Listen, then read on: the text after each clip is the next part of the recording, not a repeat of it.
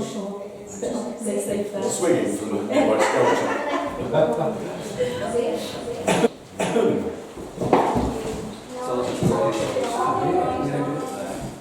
Can you see all right? Oh, yeah.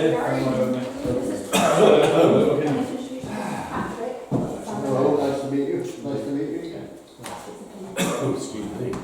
Okay, everyone. I'll just quickly introduce you to Matt Dennis, who's going to be doing a talk about the work here today. Before me and Matt will then have a conversation about everything that's here and related subjects. Matt Dennis is an artist and educator, someone I've known for a good few years now, and is someone that I've talked to about what I do for a long period of time, and is someone that I feel has a strong understanding about what I've tried to achieve over the years. So bringing this show together here, you know, of nearly a decade's worth of work, so this is like the greatest hits, 10 years of work, according to me, of course. And I'm sure Matt will have a few things to say about the different aspects of the work. So without further ado, here's Matt Dennis. Well, thank you very much, John. Thank you all for turning up today. I have written a piece about John's work, which I'll deliver, and as John has explained, after that we'll either sit down if we feel like it, or remain in a standing posture, the two of us, and swap a few ideas about the work. So whether anything comes out of what I'm going to be reading to you first, we don't know. But if anyone would like to add anything, or ask anything, or chime in, please feel free. Okay. It's pretty much an unwritten rule of contemporary cultural life that when talking about abstract art, you should preface what you have to say with a well-chosen piece of French theory in order to lend seriousness and intellectual clout to what follows after it. Well, I'll get to the French theory in due course, but I thought I'd lead instead with a sentence spoken by Zhou Enlai, the Chinese Prime Minister at the time of Richard Nixon's visit to the People's Republic of China in 1972. Asked by a Western reporter what he thought the effects of the French Revolution had been on the process of world history, he famously replied, "It is too early to say." Never mind that his translator subsequently swore blind that Zhou thought the question had actually been about the 1968 student uprisings in Paris and had answered accordingly. This is one of those instances where we shouldn't let a little thing like the objective truth get in the way of a misreading that turns out to say something far more profound than the correct interpretation. And the reason I bring it up at all is not so much because it's a wonderful anecdote, although it certainly is that, but because I believe that what it has to say about history holds true for art history as well. That despite all the upheavals and paradigm shifts of the last half-century, despite the universally shared belief that modernism in the arts shuddered to a halt somewhere around the mid-1960s, and that avant-garde art could not and should not continue to travel in the direction that its own innate tendencies had previously seemed to dictate, despite all of that, it is too early to say which, if any, of the ways of making abstract art has been completely used up, or become permanently obsolete, or must be considered for any reason beyond the pale. And I'm going to go even further and argue that John Bunker's work, the examples of which we're standing or sitting amongst here, makes a similar argument. In the putting together of these collages and sculptures, absolutely nothing has been ruled out of bounds. Nothing is off the table, including in Humpty Dumpty here, and in some of his recent large sculptures, the incorporation of parts of actual tables. In much the same way as the urban environment around his East London home has proved to be rich in the sort of degraded and discarded materials that have found their way into the work. For John, the entire length and breadth of the two great movements of modernism, collage and abstraction, are also territory for him to go foraging in, both in terms of forms to be used and critical theory to be studied and evaluated in his own extensive writings on abstract art. In either case, in the physical world or in art history, where so many only see a wasteland of abandoned artifacts, John continues to find exciting possibilities for repurposing what has already been made into forms that feel fresh and feel new. When dealing with works of art as daring and as prepared to take risks as these are, any attempt to rule definitively on what can and can't be done is going to lead inexorably to the same conclusion. It is always too early to say. There is no object in the physical world, however outlandish its appearance, that doesn't strike visual echoes of other objects. Nothing looks only like itself. It's a perceptual impossibility. And this is as true of works of art as any other category of objects. It follows, therefore, that there are going to be parts of some of these works, or even perhaps whole works, that seem to carry the memory imprint of previous art. To offer just a couple of the many examples I could give, I find the three pointy forms at the top of The Great Escape, which is over there in the middle of the wall. I find those forms incredibly reminiscent of Paul Klee's famous watercolour, The Twittering Machine. And the way that the writhing and rearing shapes in I Am Alberto Cairo, which is the long black work towards the door, the way that the shapes in that picture meet the four sides of their rectangle puts me strongly in mind of Picasso's Guernica. I'm not worried about offending John by mentioning any of this. I can't think of many artists who'd be upset by being compared to Klee and Picasso. But the point I want to make here is that these resemblances are actually side effects, if you like, of the processes that John is engaged in as he works. They form part of the journey the work makes, but not the final destination. He has no interest in any of the strategies of pastiche or appropriation or ironic quotation that have come to be understood as the defining characteristics of so much postmodern art. Speaking in the interview we did together in 2016, The Fugitive Body, which is now available in the e-catalogue, Our Dust is Blowing Along the Road, when asked how he'd feel about a collage of his looking similar to a particular Kurt Schwitters or a particular Robert Motherwell, he replied, "In a case like that, I'd simply feel that the work wasn't finished."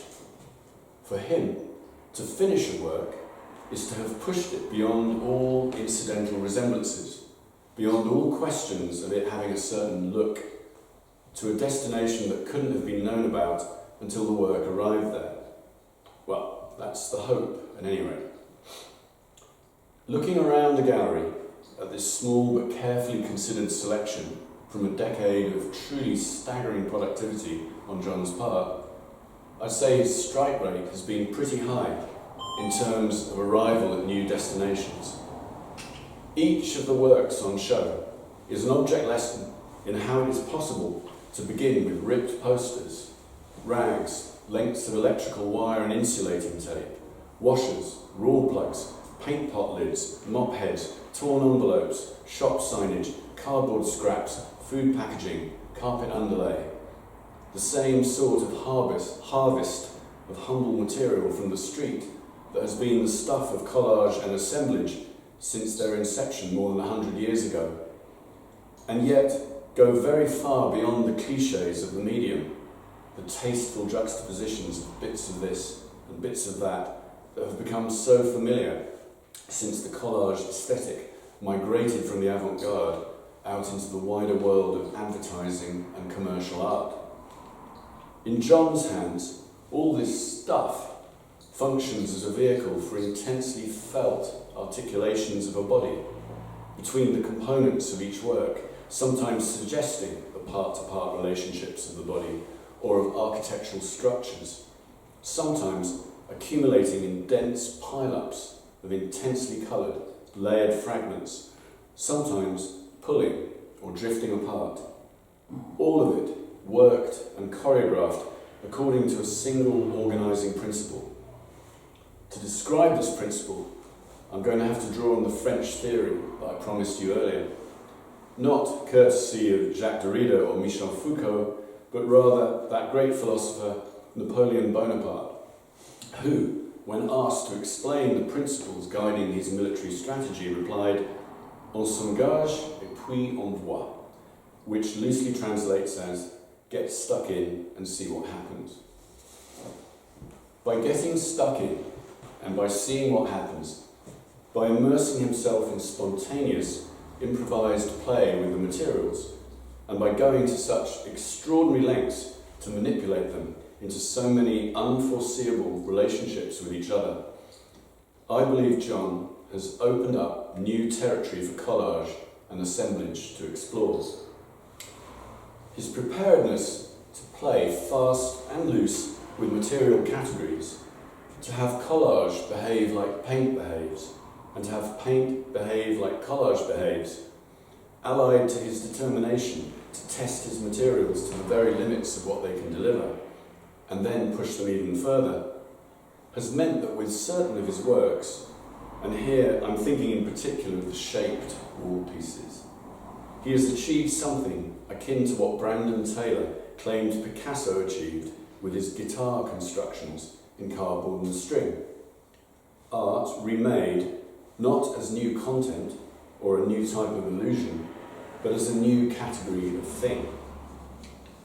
I don't know of anybody making works like these. At first glance, they appear to take their cues from a tradition of irregularly shaped abstraction that includes the paintings of Frank Stella or Elizabeth Murray or Richard Smith.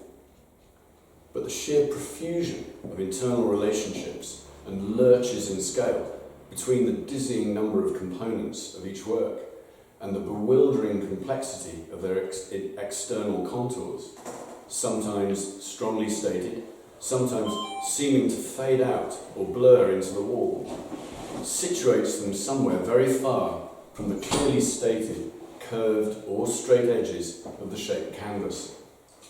They live on the wall and rely on the wall as a support, but the register they operate within, I believe, has less to do with modernist abstraction and more to do with the vignette.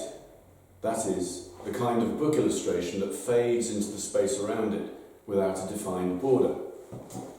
And here, I'd like to acknowledge a debt to the late great art critic Tom Lubbock, whose essay, Defining the Vignette, has proved so helpful to my understanding of how John's shaped pieces work on and with the wall.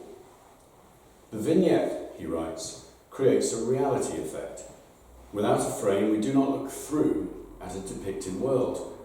There is no window to set the scene back behind it. The image lies on the surface. And in concentrating his attention on the work of Thomas Bewick, the 18th century engraver who is credited with the invention of the vignette, he goes on to explain that the image, defined from its centre rather than its edges, emerges from the paper as an apparition or fantasy. The uncertainty of contour often makes it impossible to distinguish the edge of the vignette from the paper. The whiteness of the paper, which represents the play of light within the scene, changes imperceptibly into the paper of the book and realises, on a small scale, the blurring of art and reality. For vignette, read shaped collage, and for white paper, read white wall. The areas of white wall within the roughly oval area occupied by Scheherazade, over there by the window, function in the same way as Bewick's play of light within the scene. And in the same way, these areas within the collage merge imperceptibly with the wall beyond. It is impossible to say where the work ends and the wall begins. For me, Tom Lubbock's insights into the vignette have been key to my understanding of the reality effect that John's shaped works seem to possess. Not the reality of a depicted scene, of course, but instead the hallucinatory clarity of multicoloured matter in all its realness and overwhelming complexity. And Lubbock's summing up of how Thomas Berwick's work does its work feels extraordinarily appropriate for these works of John's also. They aren't pictures to be known at a glance. Their scale makes them a kind of secret to be probed. They wait to be disclosed under steady attention, and they reward this attention when the eye reaches in and at last grasps their finely cut minutiae. You are conscious of a jump of visual gear. The invisible becomes visible. Thank you very much.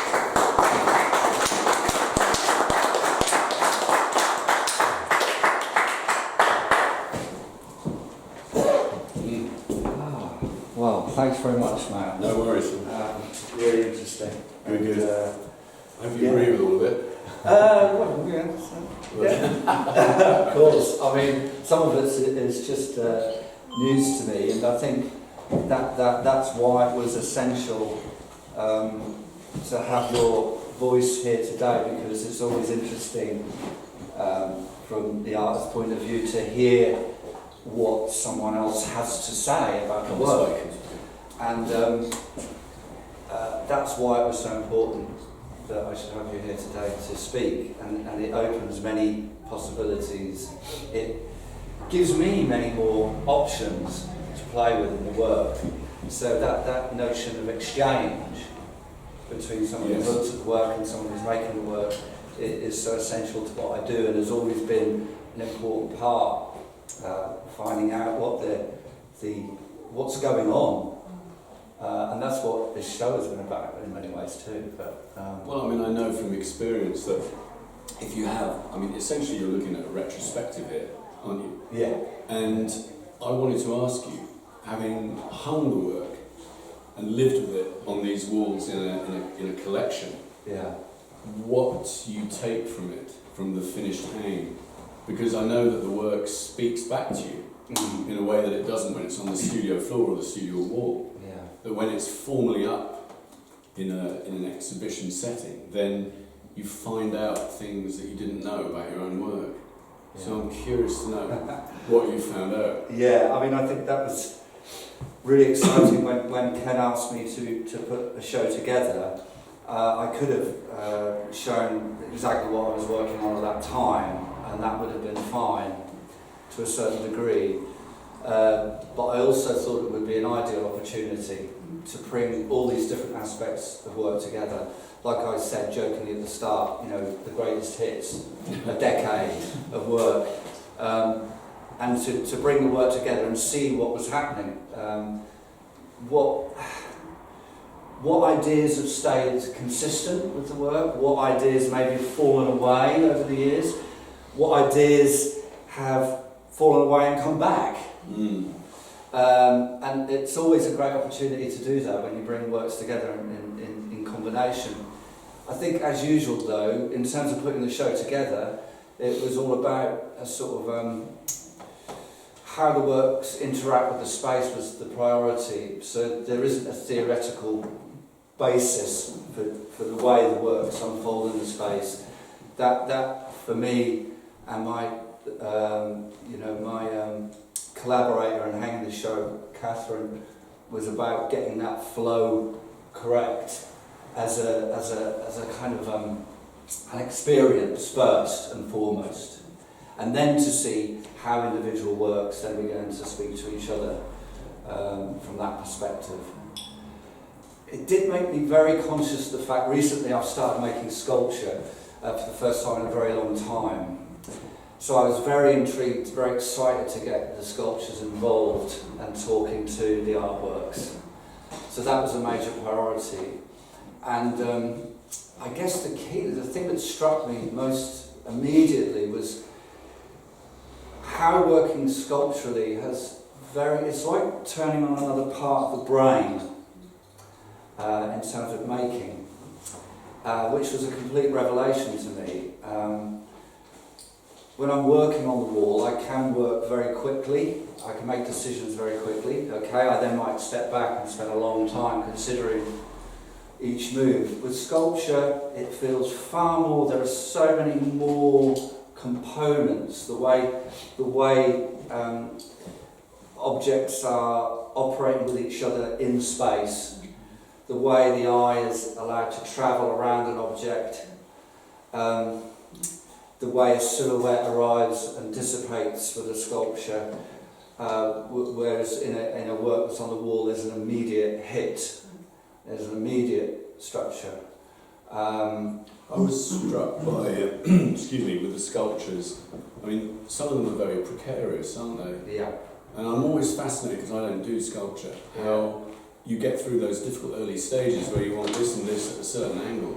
Yeah. And in order to have that, stand back and look at it, you've got to prop the thing up somehow. Yeah. And then if you prop it up with something, you're not really seeing just the work, you're seeing the work plus, I don't know, a pile of books. Yeah. Or something you're using to hold it together. Yeah. Yeah. And I can't imagine how that's Well, done. it's a mixture of that technical awareness, but also those fundamental principles of how things stand up in the world.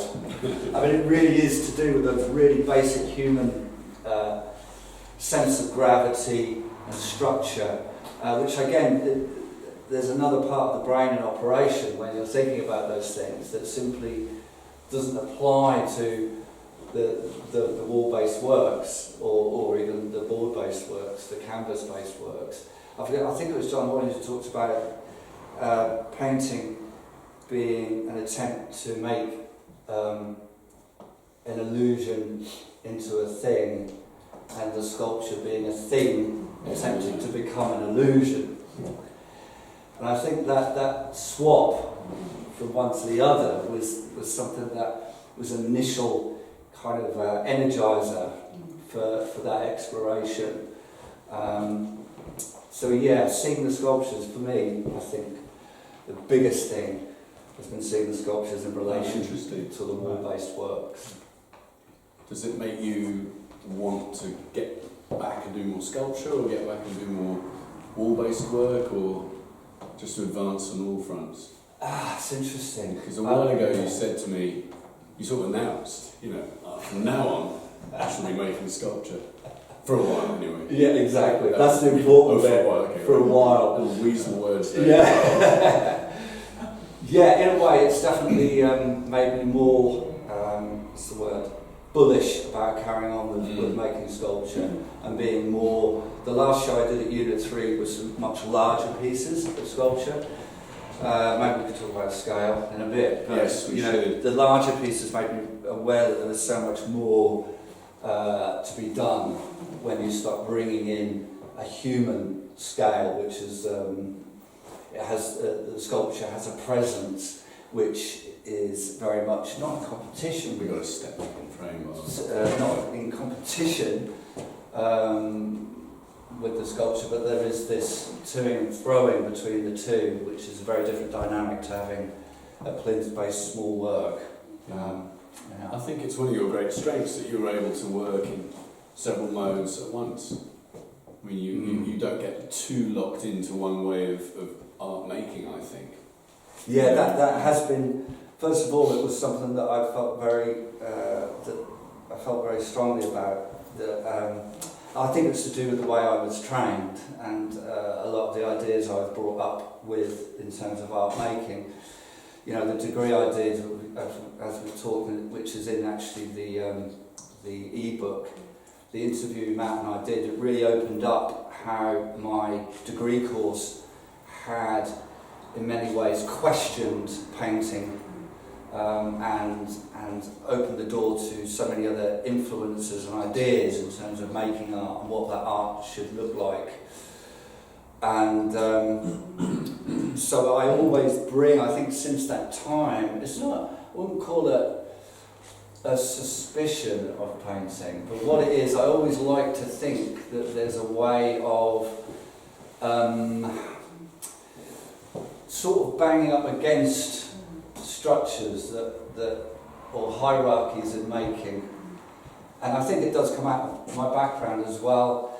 Coming out of listening to music from the late 70s and 80s, it was a do-it-yourself attitude to making that wasn't locked into a hierarchical anarchic structure. and irreverent, wasn't it? Yeah, In there a was way that, that's yeah. hard to recall. Yeah, but there was also, I mean, that's the way we think about punk, in many ways, but there was also a seriousness to that one was developing a language and a way of thinking and working. So I've always been very open about what I could bring to a painting. There was so much, you mentioned it earlier on about modernism being, it tended to be about throwing things out and trying to get to essences, essential things that made a painting, nothing else but a painting. And I think I've always worked the other way around. It's like, what can I bring to a painting and it still be a painting? Or can it be? Or those questions I see, maybe it's a generational thing. Some people would see that possibly as a failure, as a psychological weakness in terms of an attitude to making, which comes out of that modernist way of thinking. Like lack of discipline in some way. Yeah, exactly. Rigour. Yeah, rigour, discipline. Whereas I think I've always railed against that way of thinking about modernist art. There's always been there's too many modernisms to be caught up in one particular, what for only was a very short time, a dominant strength that had lots of ideological things going on underneath it and around it, that it's very easy to get sucked into one set of ideas about what it was. Well, that's what I was trying to say in my piece, is that you are not letting yourself be constrained by one way of doing things. Yeah. And all these practices, some of which have fallen into disrepute, you don't care. The end always justifies the means with you, I think. Yeah. And you'll do whatever's necessary. Exactly, but it's always interesting to go back the other way on it as well, though, and to say that you could end up making just lots of stuff. And if you just go on and on and on and on. I'm often asked about some of the pieces, well, I guess next week when you hang it somewhere else, you could hang it completely differently, and all the components would be in different positions. Well, no. Once they're made things, and I feel that they're complete of a thing of themselves, which goes directly into a modernist idea about a thing being its self. Yes. Those qualities of organising and structuring are really essential to what I do. That was like, again, when I moved back into making, I saw those as essential properties, that the artwork has to be a visually engaging, rich experience in its own right. It can't lean on another language, or whatever language that is, to give it credence. So that was an essential thing, because I think that goes right back to my interest in music. When I hear a particular sound from a particular time in history, I know that song works because it is a thing unto itself. It has a language that has been developed in a very particular way, and that's the kind of thing that I want in my work. Well, I think, because we're at a similar age, the music that we grew up with, very fast, over very quickly. And in that short space of time, you've got to grab your listener. So, the thing of the hook in pop music is absolutely key. You're going to grab them, you're going to hook them, and you've only got a brief opportunity to do it. And I think, in some ways, your work, the really strong visuality of it, the fact that whatever else it's aspiring to be, it's first and last, a feast for the eyes, a treat on the wall. They are attractive works, even when you're using some of the most shonky materials known to man. They are, in the total effect they have, the immediate impact on the eye is a very positive one. I've often used the word positive in describing your work. It's an upbeat, positive statement. And I don't think you would presume to try and hook your viewer with something that you didn't feel had that kind of essential magnetism and attractiveness to it. I do think that, underneath that though are some, sort of structural things about improvisation a lot of the fast, quick music with hooks that we think is fast and quick was not made quickly. That's a good point. It took hours and hours and hours to refine a sound and to refine a language and sound, and it's exactly the same in the theatre training I had. We made works using improvisation to generate content, but then it had to be refined and organised and structured to produce a powerful communicative energy with an audience. So, and that took hours and hours and hours. Well, it's like that quote from Dolly Parton where she said it takes a lot of money to look this cheap. Yeah. I mean, with any art form, you know, the obvious conclusion to come to if you're not familiar with it is, that looks easy. Yeah. Well, that took you no time at all, I'm presuming. But no, I know very well, you know, how painstaking you are. Because I've only got to look at one of these and see how absolutely precise the adjustments are. And I imagine you often making the kind of initial statement quite quickly. This piece, that piece, bang, something's happening. But the elaboration on that and the way that you then find further echoes within this part to that part, and that rhymes with that, and then that's got to come out.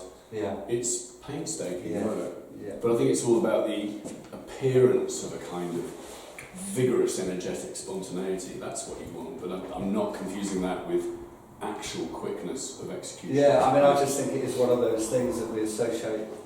You know, we all have a cliched idea of what gestural abstraction is, for instance, or meticulous photorealism, or all these different languages, and we have in our mind an idea of how they might be made. And I think, you know, unpacking those things is part of the process of finding out what you're really doing. Yes. Over years of making, and so yeah. We touched on scale a few minutes ago, and I think this is an interesting question, which I'm going to pose to you.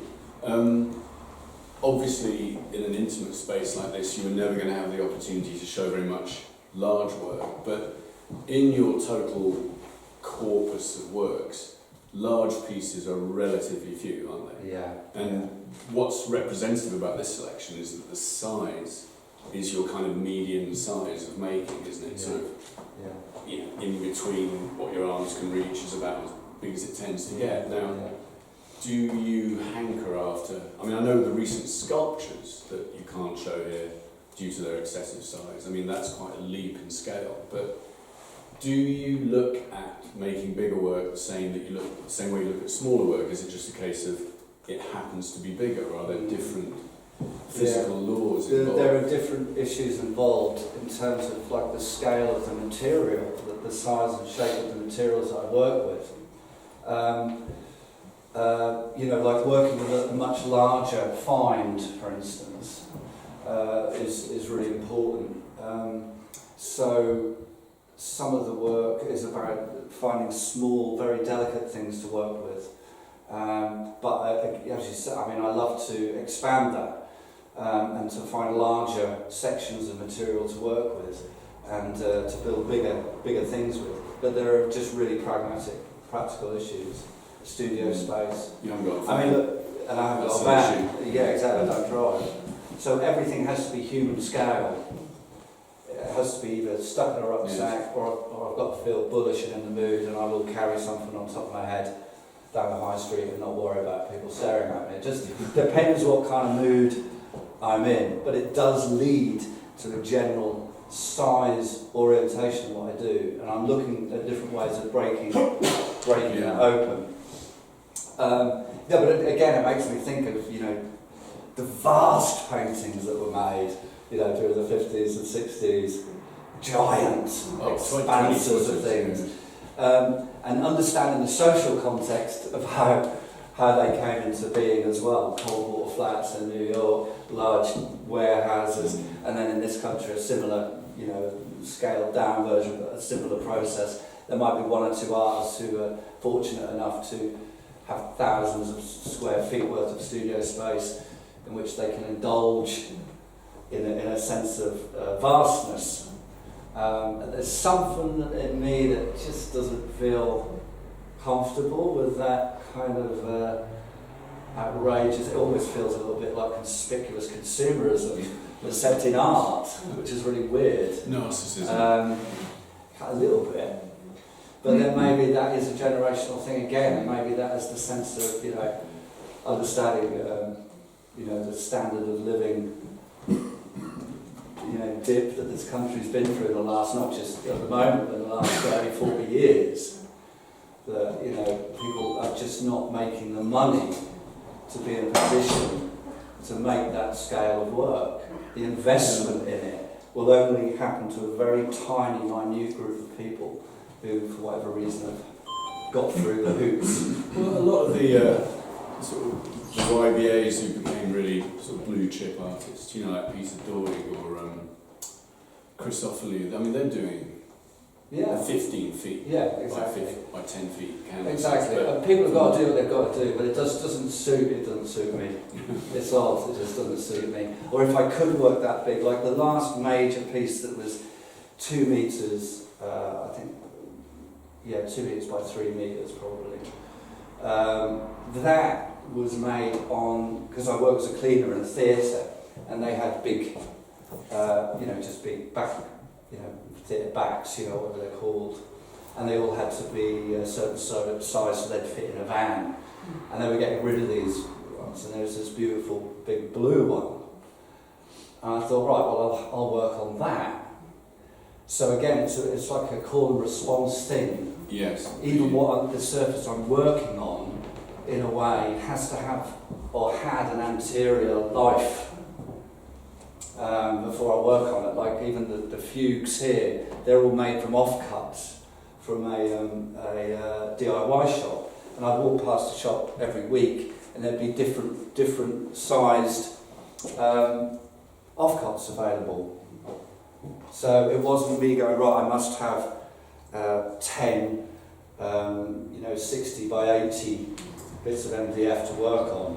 So it's always a response to a scale or a size that comes from the outside world. Like Rauschenberg's story where he got a crate of pots of paint from the, I think they're in a second-hand shop or something, and the labels had all come off, but they were tins full of paint. He just, I'll take these home, I'll open them and I'll paint with whatever colour's in there. So having decisions made for you like that is a great relief in some ways, isn't it? Yeah, it is. But I also, on another level though, it feels like you're responding to the world rather than a set of art historical conventions or a set of values that have been handed down to you and you haven't really looked at them or thought about them or questioned them.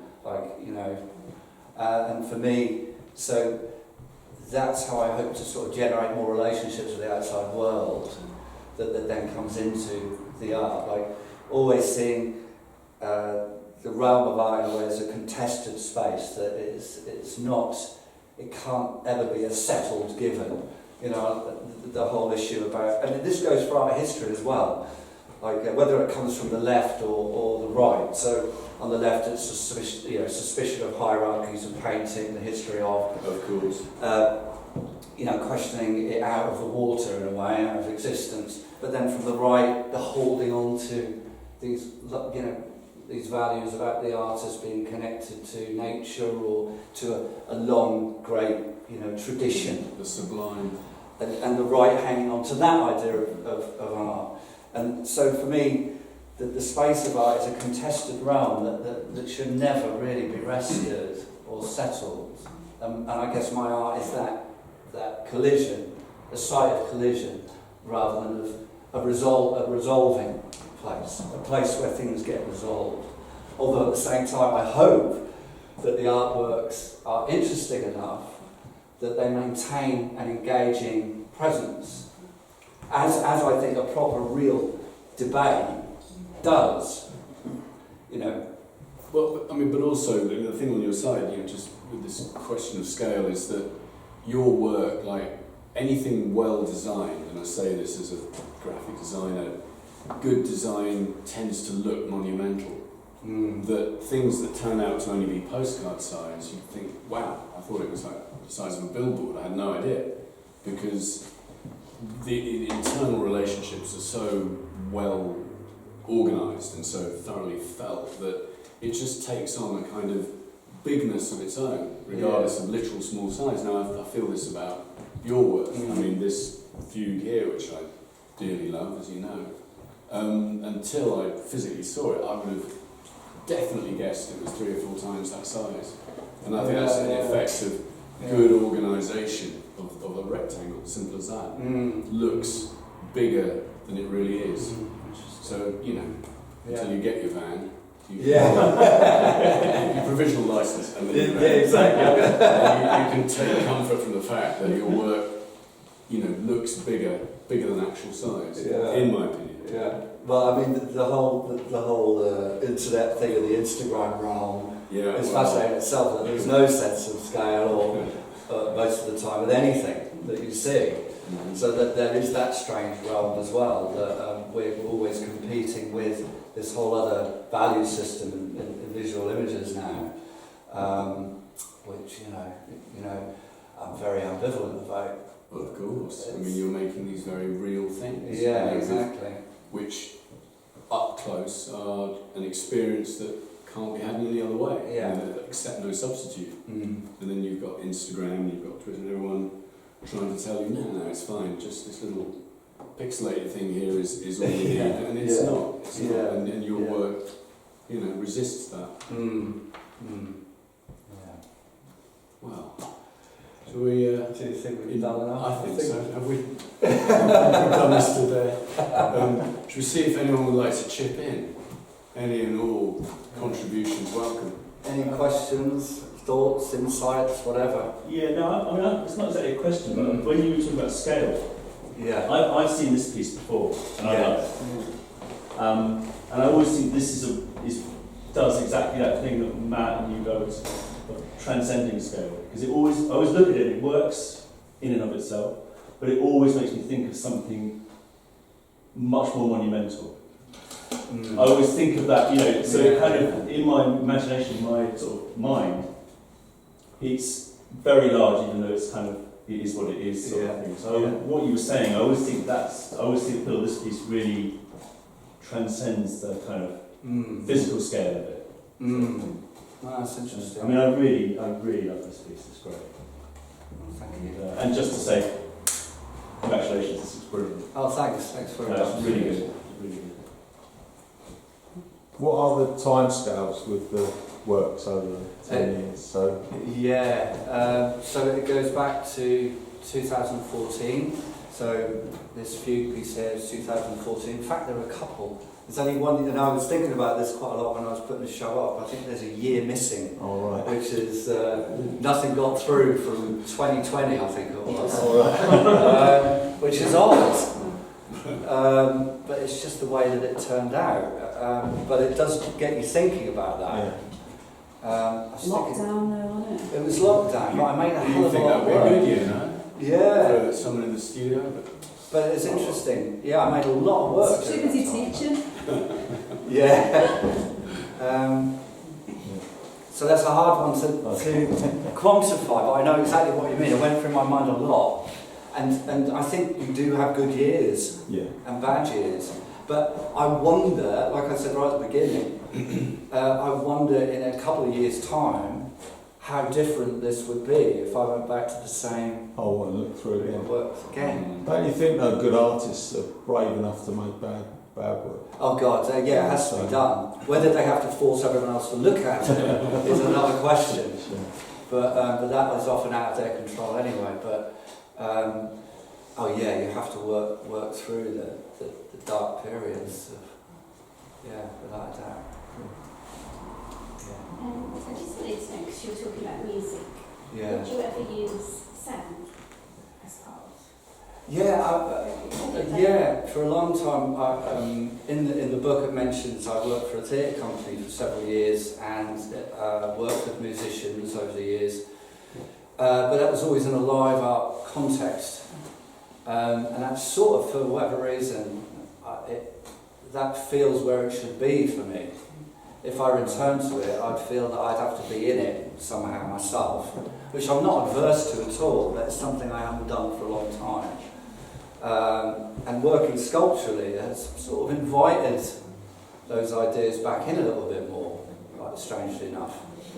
But it's interesting, because again, it plays with this idea of a thing being of itself, and not relying on anything else to keep it alive, as it were. So there's an interesting tension there. Yeah. It's not resolved in my mind. I could see it happening, but yeah. And how is the sculptures can make noise as well? So Yes, that's true, especially when they fall over. Which happens quite a lot. Yeah. But John, can I say, like when you did the sculptures, you did make it quite theatrical with the lights, though, didn't you? Oh yeah, that's true. I did a show at Unit 3. Yeah, absolutely. At the beginning of the year, last year, wasn't it? Where, because it's just a used communal gallery space, and it has a lighting system, and everyone uses the same system because it's dead easy and they're sticking stuff on the wall. And I thought, what would it be like to light this space without using the system that's there? So we got a load of battery-operated spotlights, and some of them of which are very expensive, so I ended up using much more cheaper throwaway bike lights, for instance, that you could suspend from the ceiling or wrap around pipes and things like that, and turn all the lights off. So the sculptures existed in this sort of completely different twilight sort of realm. And then we invited people to use their phone torches. So when they came into the space, because the lights kept dipping after a while. So you get it all set up and then you invite someone in and it's completely pitch black, like 3 lights on. So we asked people to use their own torchlights on their phones to walk around the space. So you're right, it's always been in my mind, and that created a whole different kind of experience of the sculptures. Now, fantastic sculptors who came to see the show immediately, especially a particular brand, immediately started talking about the theatrical side of this. Some people couldn't wait to get the lights on. Oh, can we have the lights on now, please? So I could actually look at the sculptures without all your silliness, going on. And then others who really got into it and saw it, and were able to really focus in on the sculptures in a completely different way, which was the idea, because you got huge shadows. There are other people in the space at the same time wandering around. You caught each other in relation to the sculptures. So there was a different quality of experience, but it does show these how people have these very strong ideas about how they want to see things already. What did you say to the people that wanted to turn the lights on?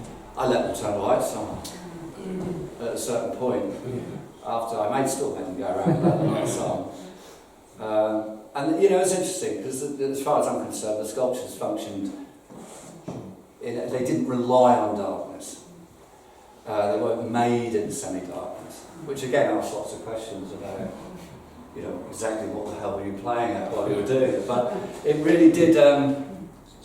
It sort of showed a psychological attitude to making. Yeah, I thought it worked really well. I came down to see that show. And I thought it was super strong doing that. Yeah. I think that's probably the first time I went down to the gallery. Yeah. So that was my kind of first experience of you doing a whole number sort of thing. Yeah. And it was really, really, really good. And I like the lights exactly how they were.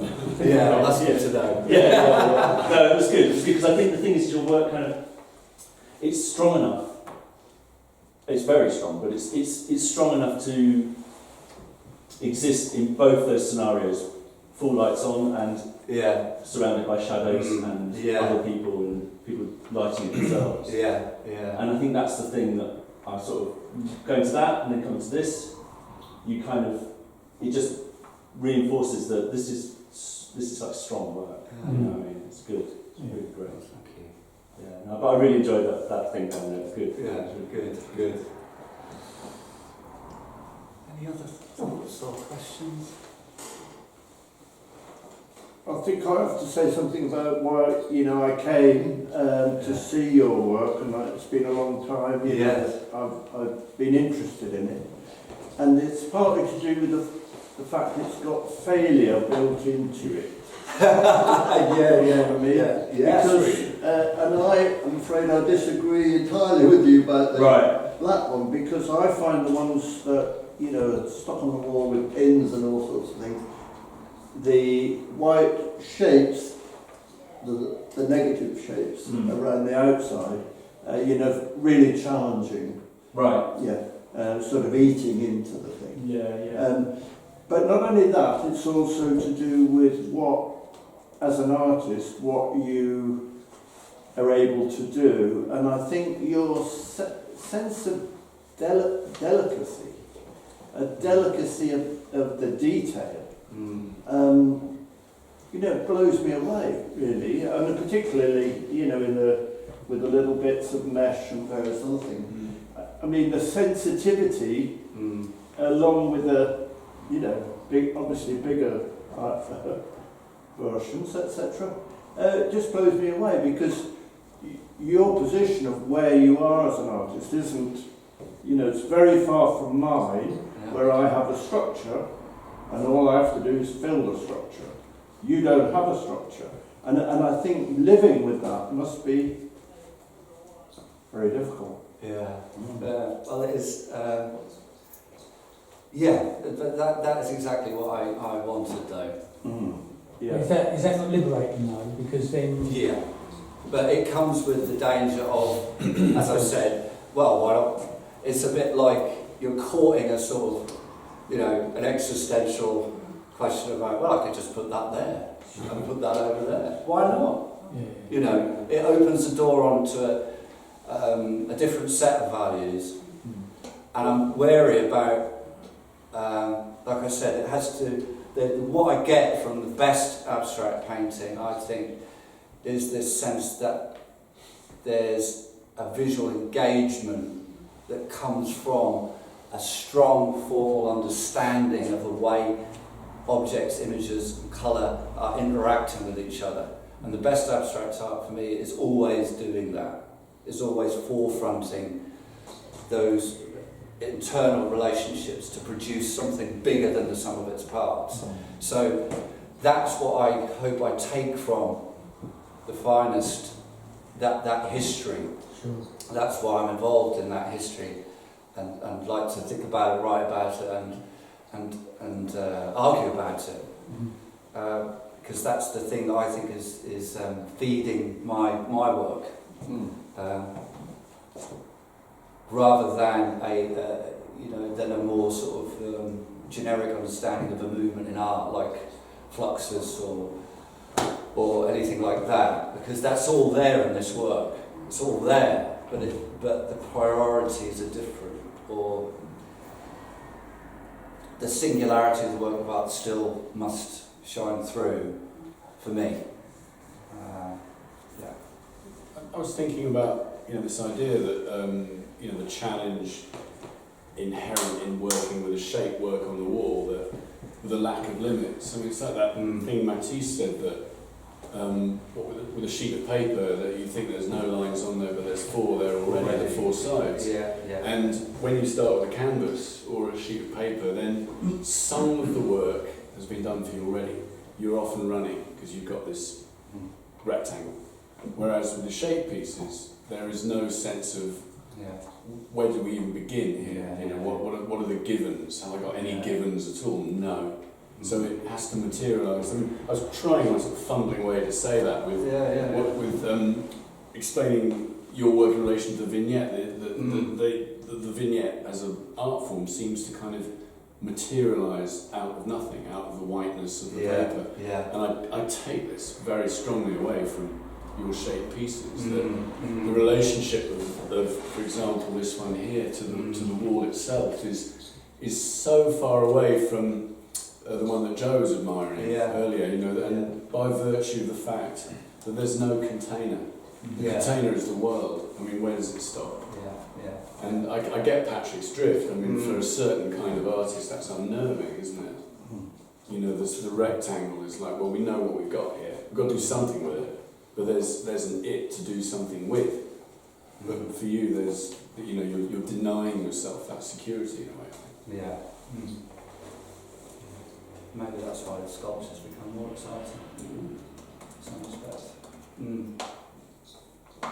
There's another aspect of what Patrick was saying which seems worth drawing out as well, in contrast to the concept of monumentality, which is that level of detail. And it's interesting looking at them as monumental, and I can see that. But I think that the detail is, it stands in contradiction. I think the vignettes are a nice way of opening that up in our historical terms. You know, if you think of that Greenbergian contrast, big paintings didn't just come from studios of mid-century artists, they also come from the French salon and public painting as a tradition. I was, away as an American, visiting family last week and saw, Picasso's Demoiselle d'Avignon again, and that's a massive painting. You forget, you see it so often in books, and there it is. And yet that was a private painting. So I think that then through to the mid-century stuff is a break in that tradition of scale and a new mode of scale. But what Greenberg was talking about was the contrast between Picasso and Klee in terms of scale, and then Klee as an illustrative artist that you work into.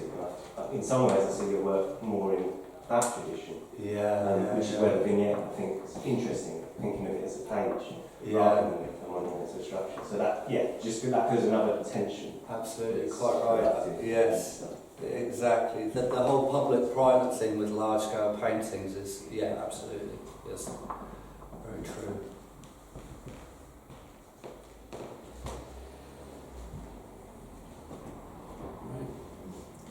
Cup of tea. Oh, thanks. Thank you, everyone. Yeah, thanks everyone.